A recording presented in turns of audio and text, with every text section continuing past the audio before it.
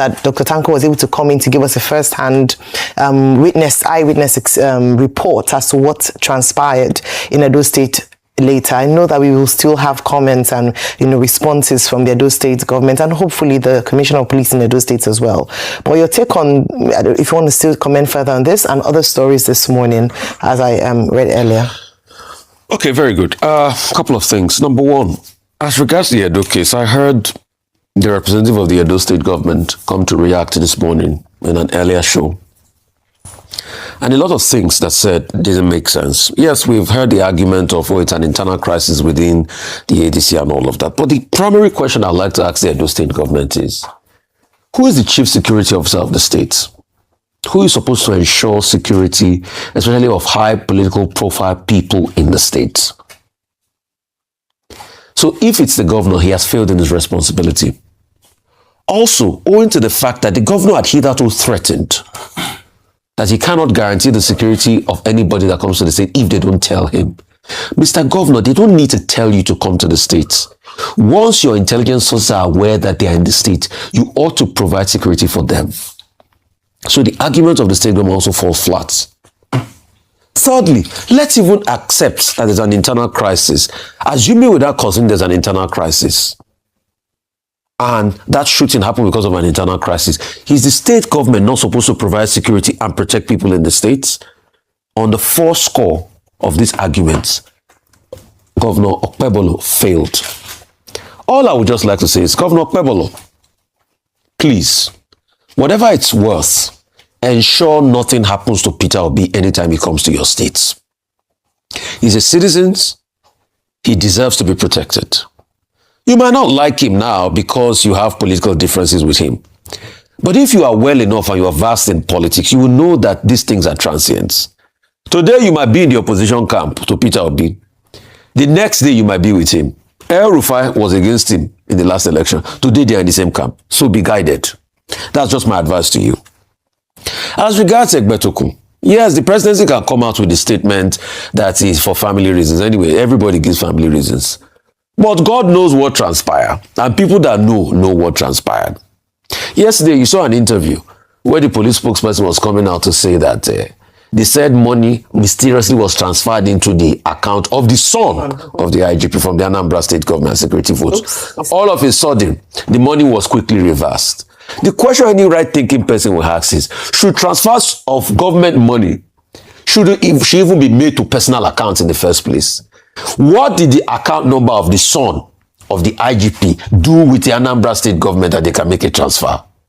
So for all of those that know what happened, I know you can't come out to say it. Maybe down the line when you write your memoirs, you will say what happened. And for those that are saying resignation for family reason, God knows what transpired. But I just want to wish Egbetokun well. He has served the police meritoriously. He ought to have gone long ago, but they extended the term. And I congratulate the new IGP Disu. I would just also like to tell him, anyway, I know him very well. I wish him everything well that I wish myself. But I want to also remind him two things. Number one, power is very transient. Secondly, the truth is, a lot of people will come to you now.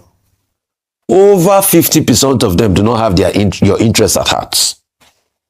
Because as it is with Egbetokun today, I'm sure by now the phone has stopped ringing. All right. Your phone too will stop ringing someday. Dr. Abati can tell you more about the phone calls.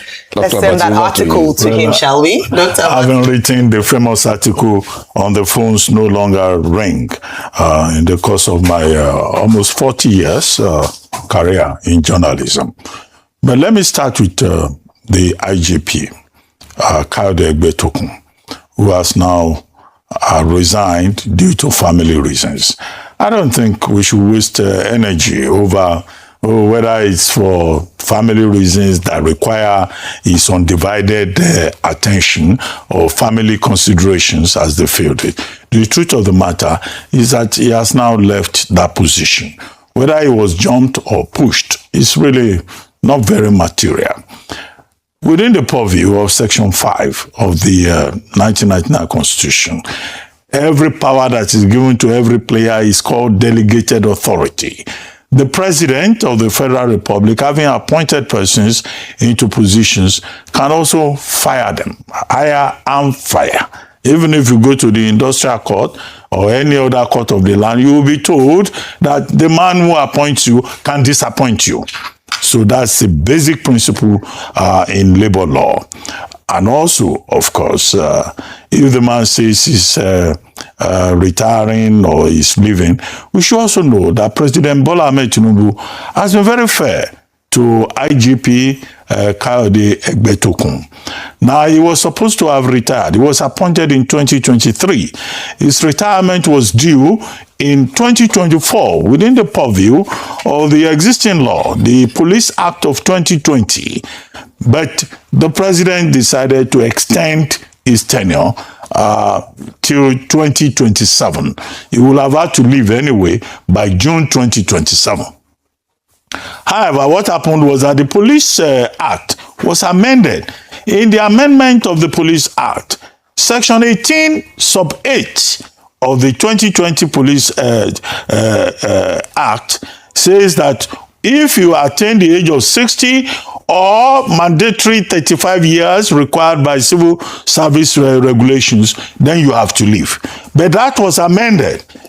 In the amended Police Act, Section 7 removed that and said, no, every policeman, every IGP will serve the mandatory 4-year tenure with a clause retaining the power of the president to hire and fire. So what the president may have done or what Egbetokun may have done is completely in order. There's no irregularity there, in my view.